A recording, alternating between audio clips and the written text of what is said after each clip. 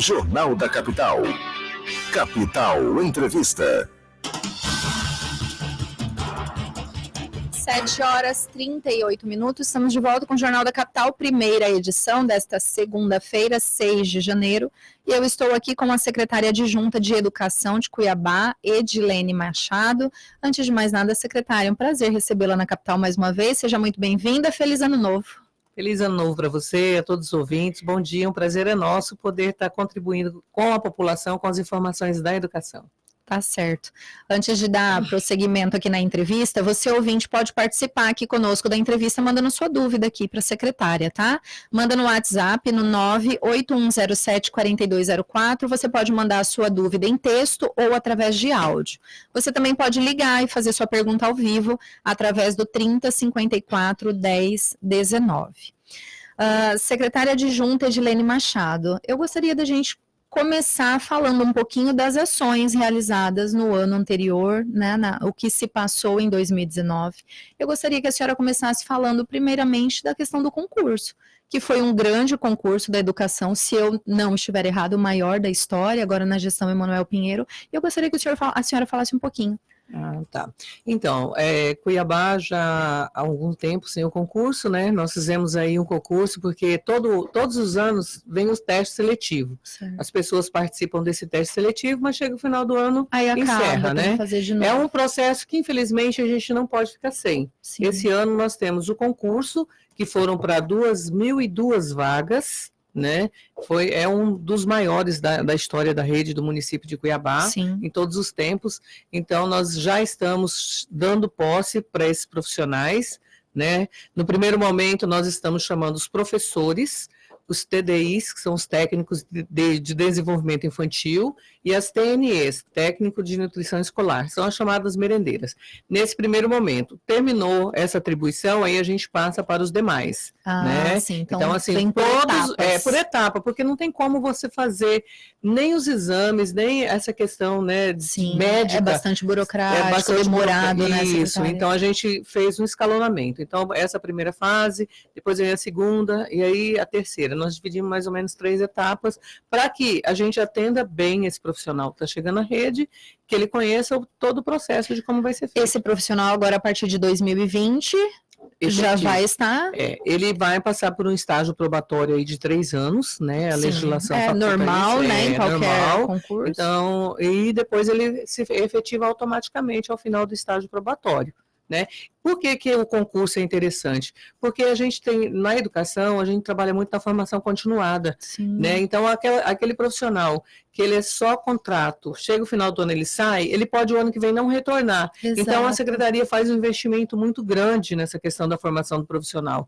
E quando isso corta, aí a gente tem que porque às vezes foi um profissional tão bom, né, secretária, ao longo de um ano trabalhando e de repente você perde a pessoa, ela não retorna, né? Aí, e a questão, mesmo que a senhora comentou, do retrabalho, aí chega nesse de ano, ou final de ano, você tem que fazer todo um processo de novo. Terminou o ano, encerra. Chega no outro, muito mais fácil já ter pessoas que sejam efetivas, né? E que, claro, que passando do probatório vão ficar prestando um serviço bacana ao longo de, enfim, a vida, né? A educação, a gente não pode ter essa troca diária de profissionais, né? O professor, Sim. quando ele não é efetivo, ou o profissional da educação, quando ele não é efetivo, ele fica em buscas, né? Então, de repente, ele está lá no mês de maio, junho, ele é efetivado, ou ele passa num outro concurso, ele deixa a sala de aula. Recebe uma proposta melhor. Com certeza. Então, quando ele é efetivo, ele já tem a segurança. Então, ele não tem outra busca e ele permanece na educação.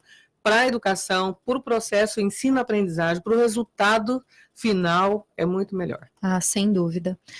Algum outro ponto que seria importante para a gente encerrar a questão do concurso? Não, a questão do concurso não. Todas as informações estão no site da prefeitura, né? Então, você que fez o concurso, fica atenta. Todos os dias abra o site, pelo menos 2 vezes por dia, claro. Porque a gente vai estar soltando a chamada. Quando terminar essa primeira escala, nós vamos começar nos outros técnicos e dos técnicos de nível superior. Então, assim, é interessante que o profissional que fez o concurso, que está na lista, fica atento para não perder, porque, assim, se perdeu o seu dia, passou, ele perde a vaga. Sem dúvida, preciso estar atento, até porque Depois tem todo o processo, aquilo até que a senhora falou mais anteriormente. Ele tem o processo de entregar toda a documentação, que não é pouca, fazer vários exames que não são poucos, né, secretária? E não perder aí também esse prazo, né? Ele passa por uma perícia médica, né? Sim, é todo um processo. Secretária, eu gostaria de falar sobre um assunto que é muito delicado e muito sério, que é com relação ao bullying, que vocês fizeram um trabalho excelente. Eu não me engano se vocês lançaram em 2017 o trabalho, não lembro exatamente o ano, mas me lembro bem que foi um trabalho muito bacana com relação à prevenção e ao combate, né? Porque a gente sabe o quanto a questão do bullying é séria e todos os dias, claro que nem sempre é noticiado, enfim, acaba sendo noticiado quando é alguma coisa muito grande, muito grave, mas a gente sabe quem é pai, quem é mãe, que tem filho em casa, que sabe que muitas vezes é uma coisa constante, né? Isso. Desde quando o prefeito Emanuel Pinheiro assumiu a gestão, ele já tinha tido contato com o pessoal do Augusto Cury, Escola da Inteligência. Sim. Então, em 2017, nós fizemos todos um estudo, só que em 2017 a gente tem que respeitar que é o ano ainda da gestão, do quadriênio, né, programado da gestão anterior. Claro. Então, em 2018, nós implantamos a Escola da Inteligência, né, implantamos num quantitativo pequeno de alunos, 5.000 alunos, mas aí, dentro desse trabalho, já veio a provocação também das escolas, já em 2017, com aquela questão da baleia azul. E isso me preocupou muito, né? E isso foi uma questão muito grave. Algumas crianças se mutilavam. Esses dias, inclusive, nós tivemos... Foram a óbito, né? Algumas morreram mesmo. Isso. E aí isso nos preocupou muito. Então, em 2019, nós lançamos um programa de combate ao bullying, né? Então, o que foi isso? Nós fizemos um lançamento, depois com a formação de professores, cada unidade tem uma pessoa que vai saber fazer a intervenção dessa questão, o que é mais importante. Muito importante. Ao invés de, quando a pessoa não sabe fazer a intervenção, é melhor que não faça. Porque piora a situação, piora a né, situação. secretária? Piora. O professor que não tem essa habilidade, é interessante que ele procure alguém que tenha para fazer, né? Então, todas as unidades têm uma pessoa que foi capacitada para isso. Entendi. Né? Depois, no segundo momento, nós fizemos uma formação com os pais. Eu me lembro, vocês convidaram os pais das escolas, fizeram para fazer essa formação, para ele detectar o filho, né?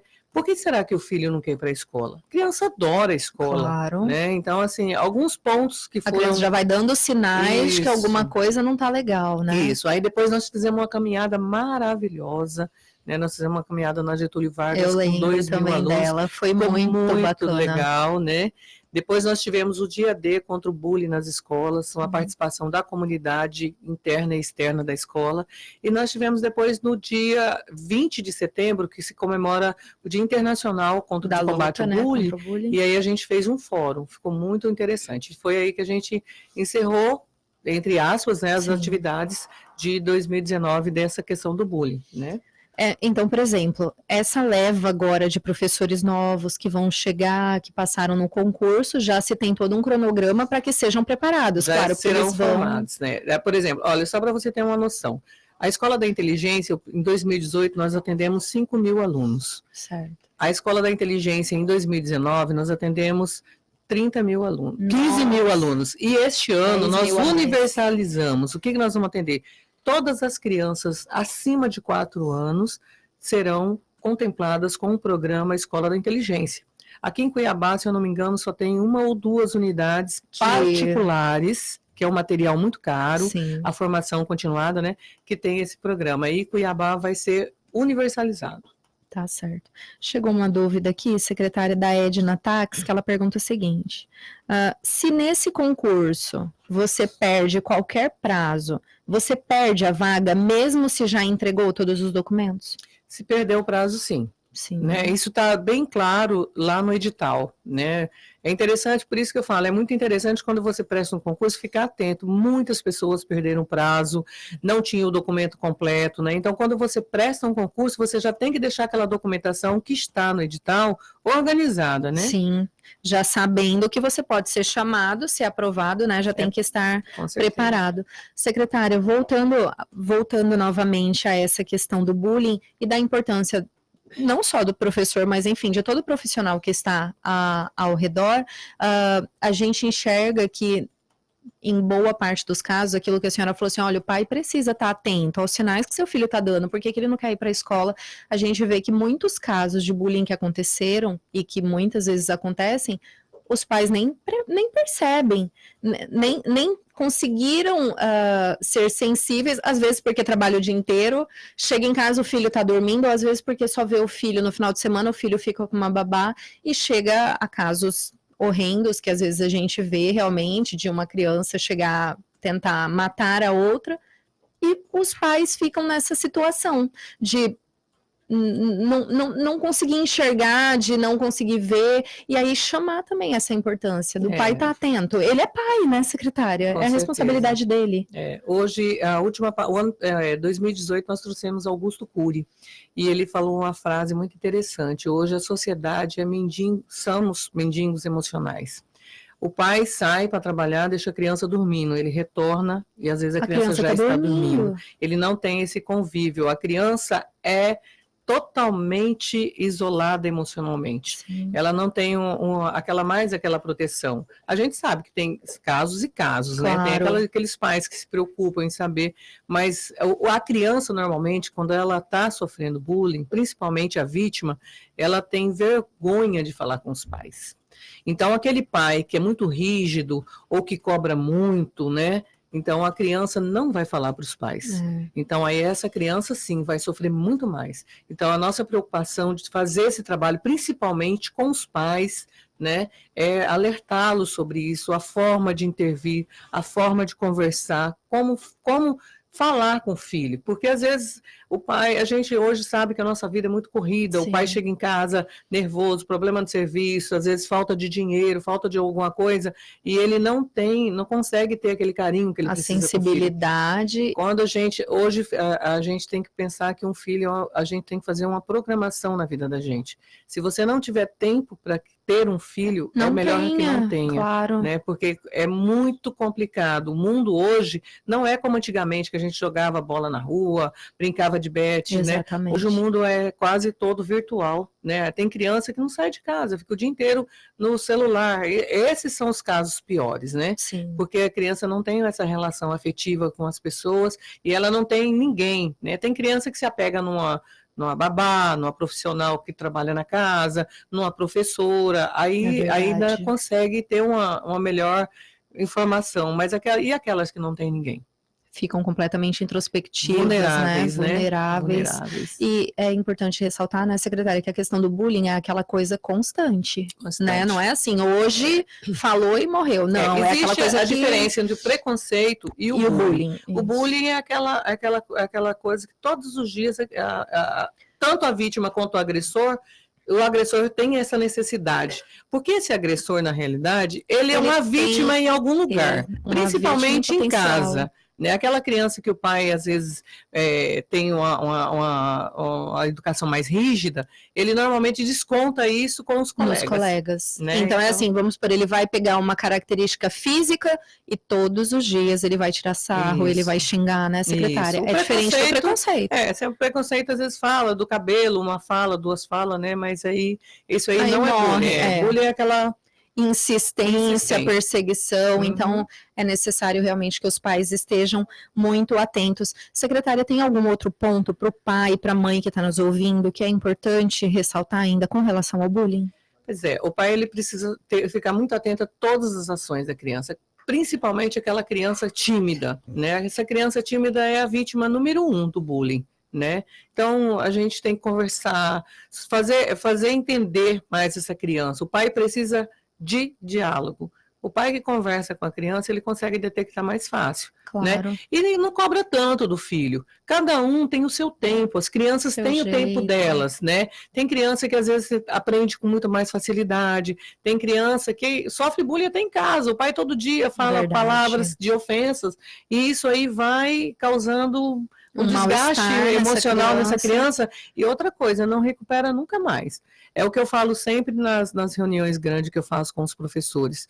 Nós, professores, matamos muito mais que o médico. O médico, numa sala de cirurgia, se ele não conseguir salvar, é uma pessoa numa sala de cirurgia. Numa sala de aula são 30. Dependendo da fala do professor, ele acaba com a vida emocional de 30 pessoas. Sim. Então, a gente tem que ter muito cuidado. E é esse o trabalho da gestão Emanuel Pinheiro, preocupada intensamente com as relações emocionais. Desde o professor até o aluno. Até família, porque, todo mundo.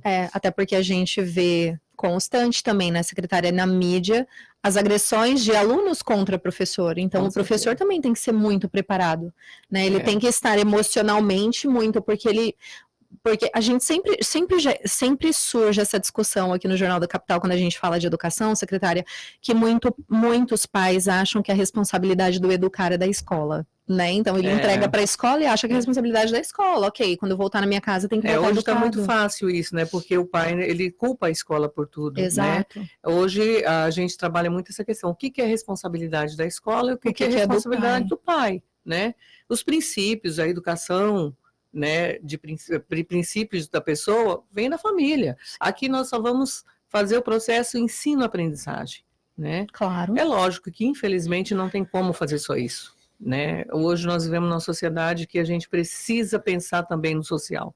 E muitos nem são preparados para ter famílias, Sim. né? Então aí vem o papel do Estado, a gente tem que intervir. Mas em outros países, em outros lugares, eles não se preocupam com a emoção das pessoas, o nível com certeza da aprendizagem desce muito. Com certeza. E existe dentro da Secretaria Municipal de Educação, quando a gente olha esse cuidado e esse olhar para o professor, né, secretária? Como é que vocês... a gente viu dados de muitos professores, eu estou dizendo isso em nível de Brasil, de muitos professores que se afastaram do trabalho por problemas psicológicos, exatamente por enfrentar problemas graves como esse. E a gente olha que o município tem tido esse cuidado, né? Tem, nós temos a saúde do trabalhador, ela mexe especificamente com isso. Nós pagamos em média nós temos uma secretaria de 9.400 profissionais, certo. Né? A média de no geral, né? A secretaria em toda, com todos os profissionais da educação. Certo.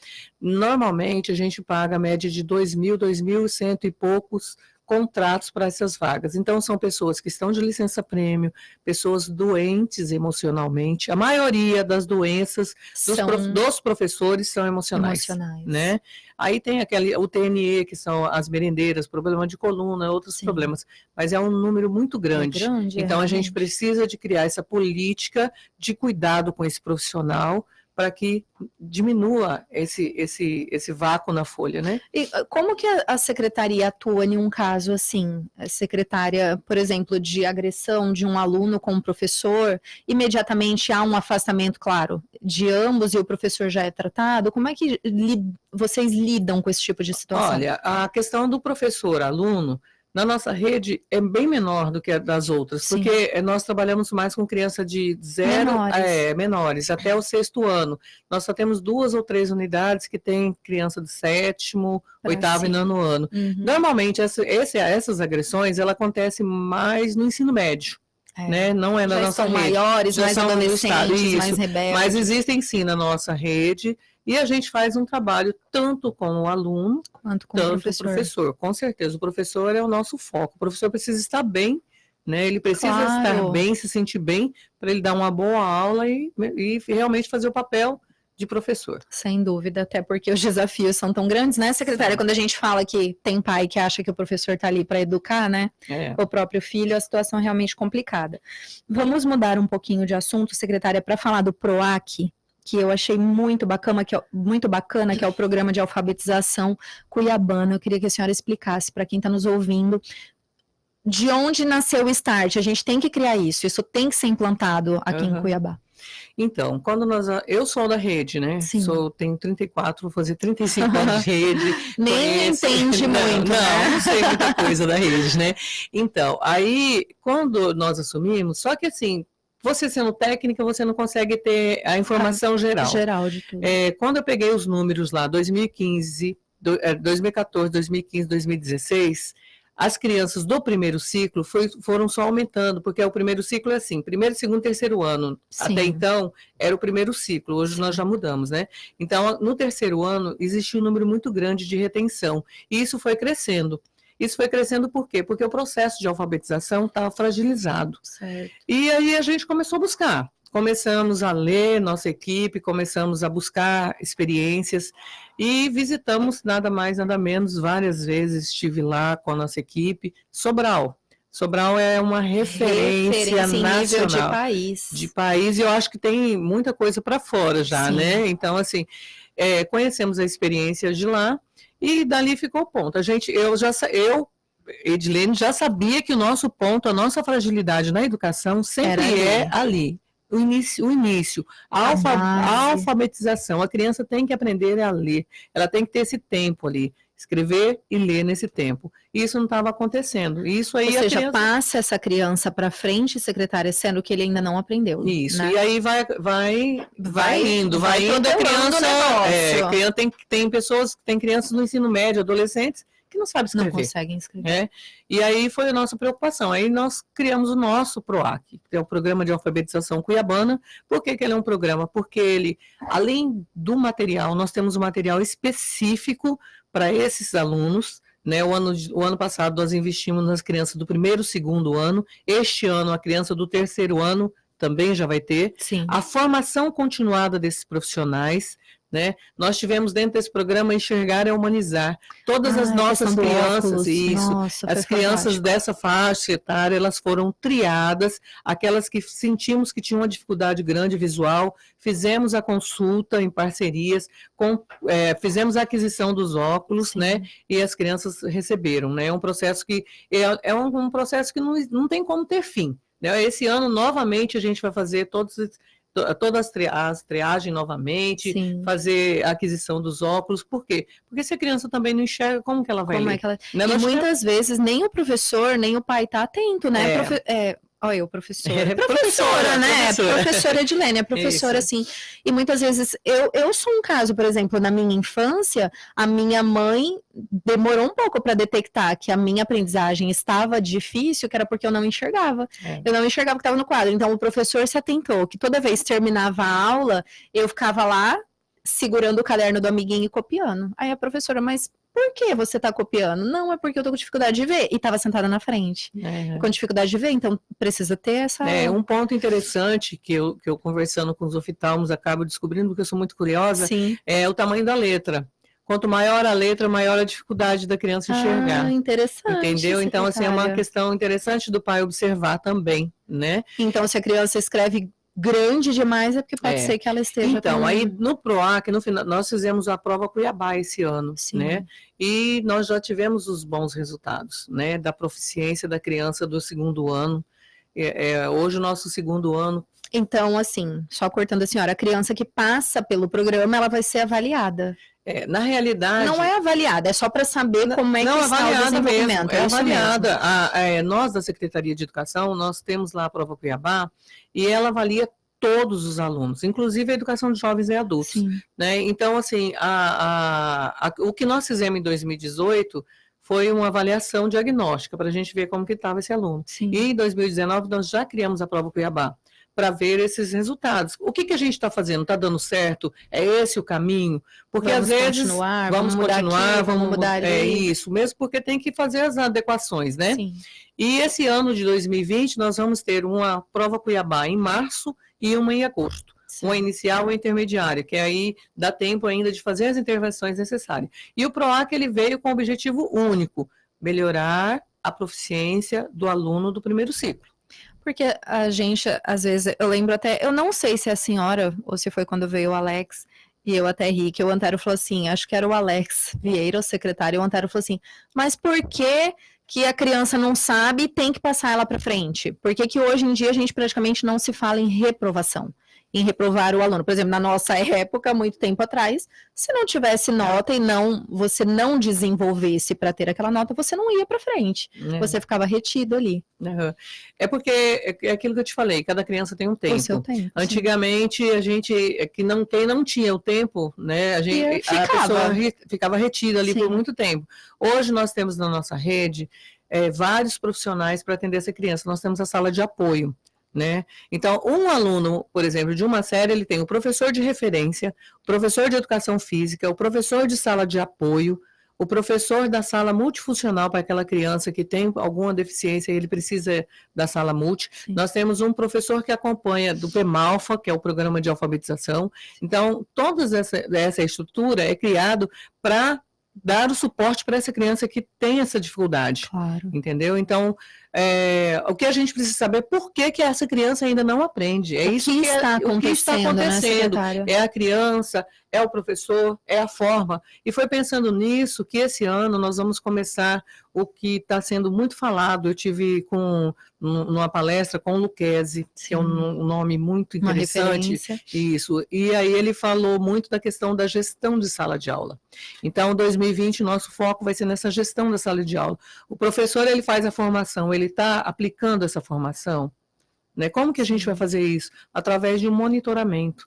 Nós vamos saber realmente o que o professor está trabalhando com o aluno. A gente sabe, nós temos professores fantásticos. Claro. Então, assim, o professor ele vai passar para a gente o que não está funcionando para ele na sala dele, para a gente ajudá-lo a melhorar.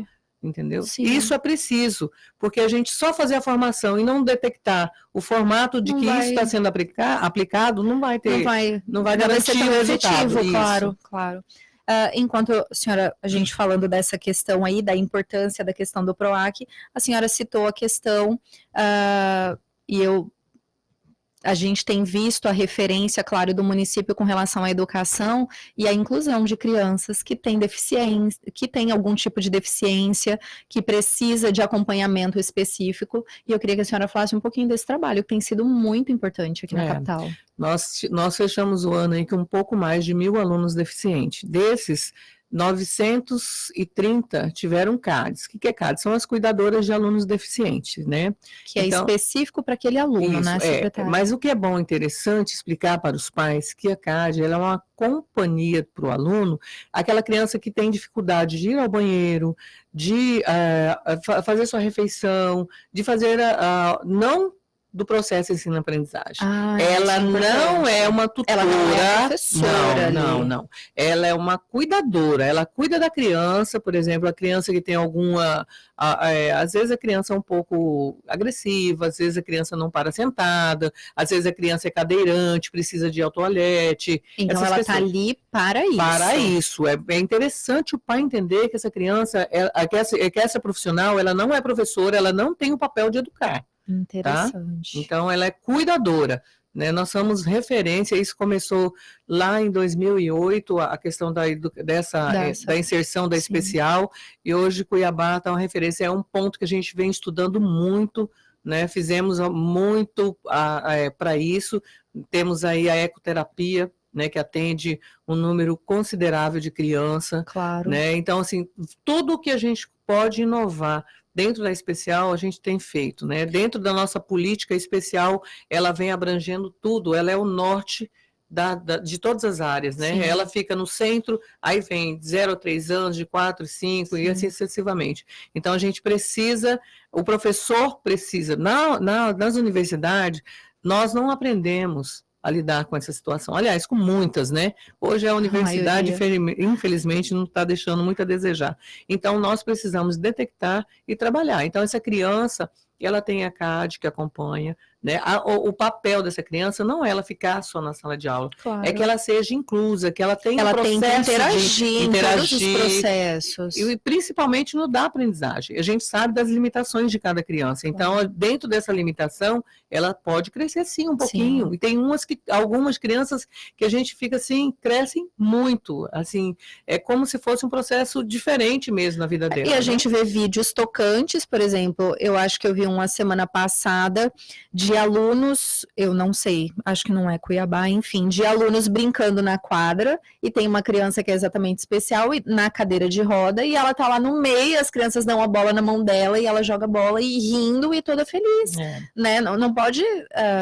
essa criança não pode ser excluída, ela não tem que ficar sentada lá no canto sozinha. A criança não exclui criança deficiente. Eles nem olham com esse olhar, né, secretária? Infelizmente, isso é do adulto. O adulto olha e já olha com preconceito, né? A maior parte do preconceito ele vem do adulto. A criança não tem essa maldade no olhar. Principalmente, quanto menor a criança, mais fácil é a inclusão. A inclusão dela. Muito mais fácil. Tanto é que na nossa matrícula, o item primeiro é a criança deficiente.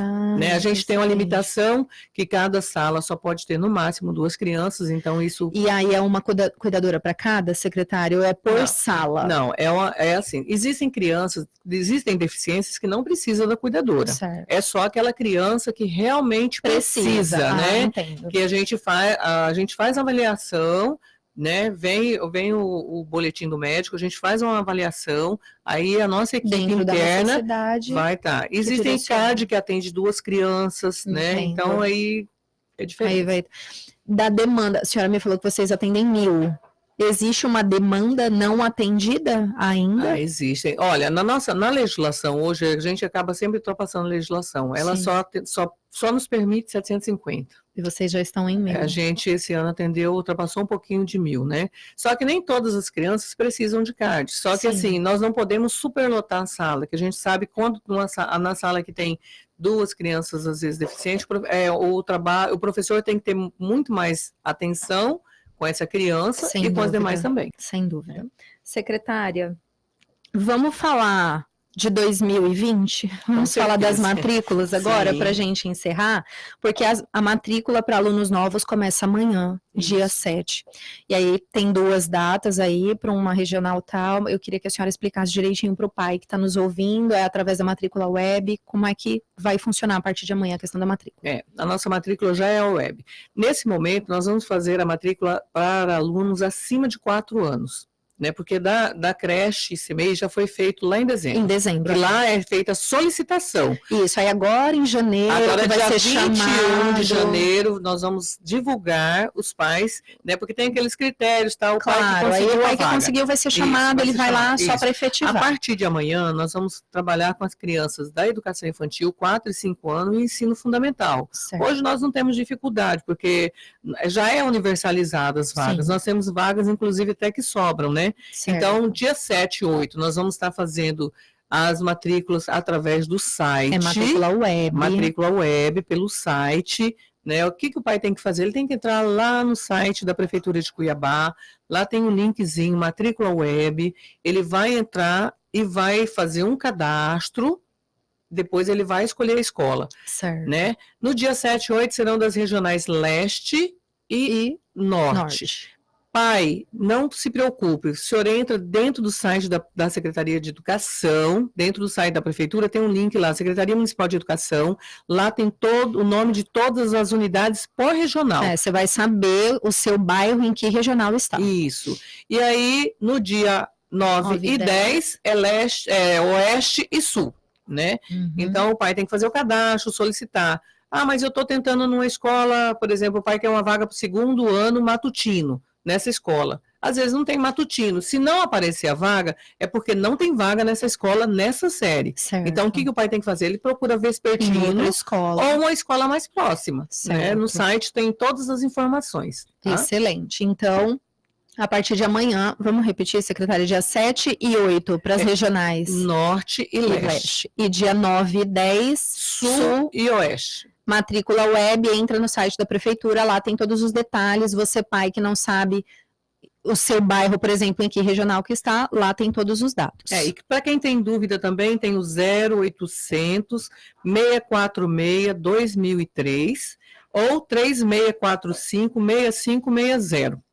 E lembrando também que esse ano nós temos aí sim, Escola Cívico-Militar, as matrículas estão inseridas nesse processo a partir de amanhã. A unidade ela é da Regional Sul, é a Escola Maria de Empina, é uma unidade que atende 510 alunos, mas nesse momento serão abertas 255 vagas, né? O pai que tem interesse de colocar o seu filho nessa escola cívico-militar, a matrícula está inserida nesse mesmo processo. Olha, interessantíssimo para os pais. Então, agora são 8h11. Eu entrevistei aqui a secretária adjunta de Educação aqui de Cuiabá, Edilene Machado. Secretária, gostaria muito de agradecer mais uma vez a vinda da senhora, sempre solícita, todas as vezes que nós precisamos, a senhora vem até aqui.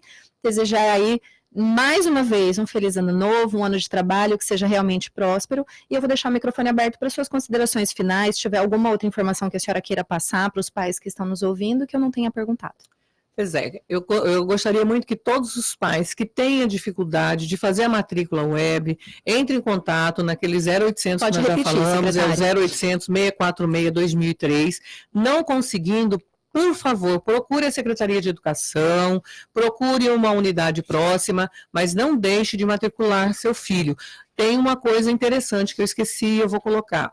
Você que é pai de criança da rede municipal, esse ano nós vamos fazer a reposição do uniforme para as crianças que já eram e vamos entregar uniformes novos para esses alunos que estão sendo matriculados agora.